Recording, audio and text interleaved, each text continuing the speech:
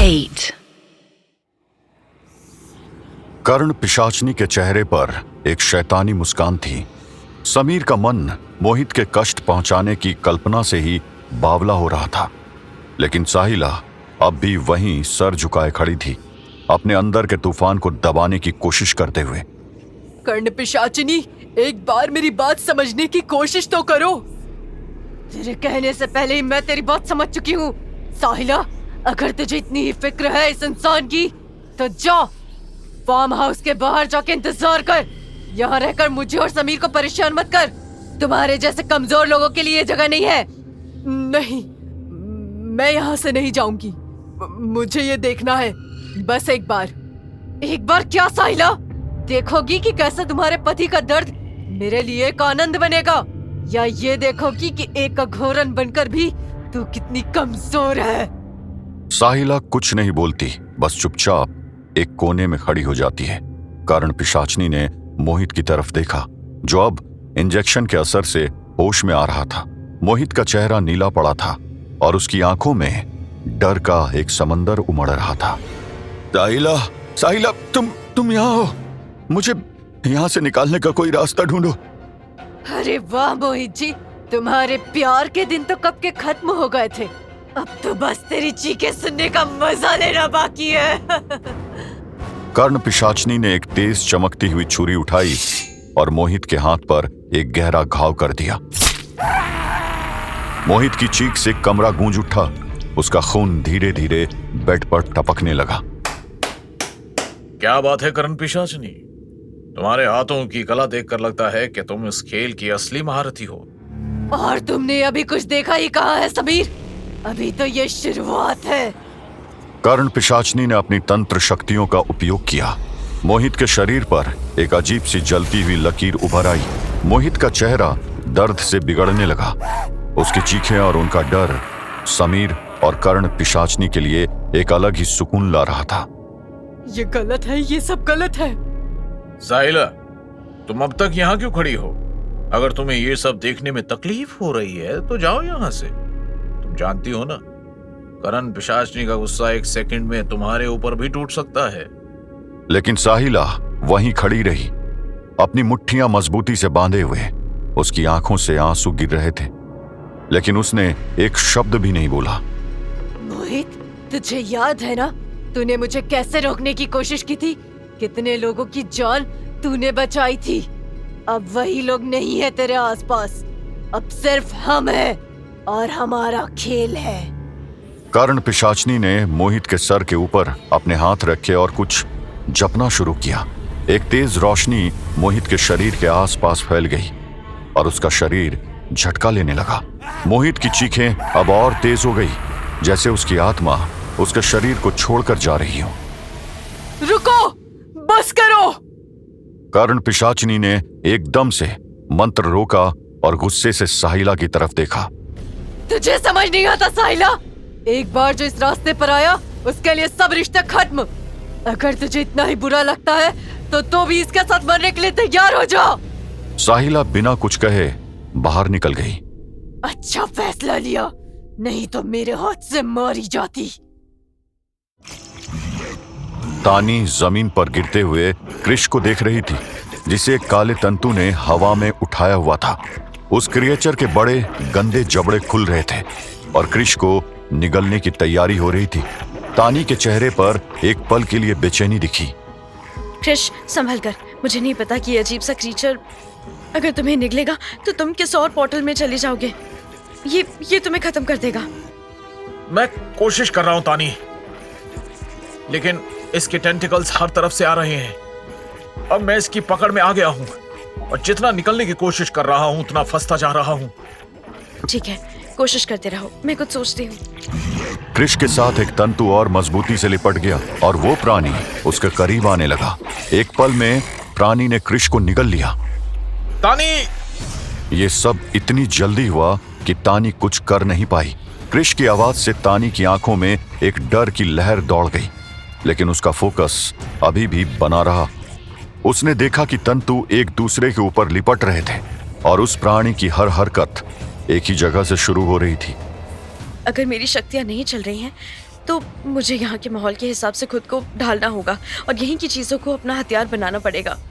तानी ने अपनी ताकत को इकट्ठा किया और एक तंतु के पीछे भागी। जैसे ही एक तंतु उसकी तरफ आया, उसने अपने हाथों से उसका रुख बदलने की कोशिश की और उसे दूसरे टेंटिकल की तरफ घुमा दिया।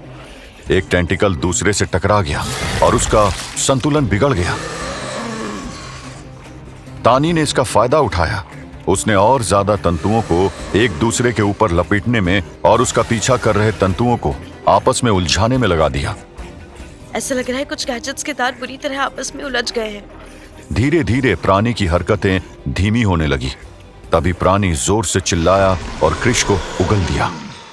क्रिश जमीन पर गिरे हुए सांस लेने की कोशिश कर रहा था। तानी उसके पास भागी। क्रिश, तुम ठीक हो? हाँ, लेकिन ये क्या था?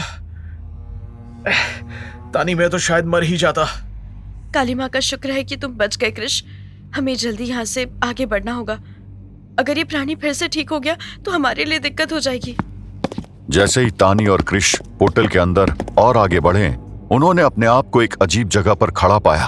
हर तरफ शीशे के बड़े बड़े टुकड़े लटक रहे थे, जैसे एक अलग ही आयाम में चले आए हों। हर एक शीशा उनका अक्स दिखाता था, लेकिन उन अक्सों की आंखों में एक अजीब सी शैतानी चमक थी। ये क्या जगह है? ये शीशे और ये हमारे रिफ्लेक्शन, ये नॉर्मल नहीं लग रहे। क्रिश, ये कोई आम जगह नहीं है। ये एक शीशे का आयम है। लगता है ये किताब हमें हर तरफ से तोड़ने की कोशिश कर रही है। देखो तानी, ये सब रिफ्लेक्शंस अलग लग रहे हैं। इनकी आंखों को देखो, ऐसा लग रहा है सबकी अपनी अलग पर्सनैलिटी है। एक शीशे का कंपन धीरे धीरे बढ़ने लगा। फिर अचानक उनके अक्स उस शीशे से बाहर निकल आए। वो जीते जागते थे, लेकिन एक प्रचंड शैतानी रूप में। हेलो तानी, क्या हाल चाल है? तुम्हें लगता है तुम इस जगह से निकल जाओगी? तुम खुद से लड़कर कैसे जीतोगी? तानी, ये तो हम पर हमला करने वाले हैं। अब क्या करें? क्रिश, ये बस रिफ्लेक्शंस है, लेकिन इन्हें हराने की ट्रिक्स भी यहीं कहीं मिलेगी। जैसे पिछले आय में उस प्राणी को निष्क्रिय करने के लिए लगी थी। इतने सारे, इनकी संख्या तो बढ़ती ही जा रही है। इनमें से इनके सोर्स का पता चल जाए तो कुछ काम बन सकता है। तानी और क्रिश तेजी से अक्सों से जूझ रहे थे। तानी ने 2 अक्सों को अपने तेज वार से तोड़ा, लेकिन जैसे ही उसने एक अक्स को तोड़ा और 2 निकलकर सामने आ गए। क्रिश, ये सीधा हमले से नहीं मानेंगे। पहले मन की संख्या कुछ कम करके आगे का प्लान सोचने लायक माहौल बनाते हैं। तानी और क्रिश ने एक टीम की तरह लड़ते हुए अपने अक्सों को तोड़ना शुरू किया, लेकिन ये अक्स भी काफी चालाक थे और उनका घेरा छोटा होता जा रहा था।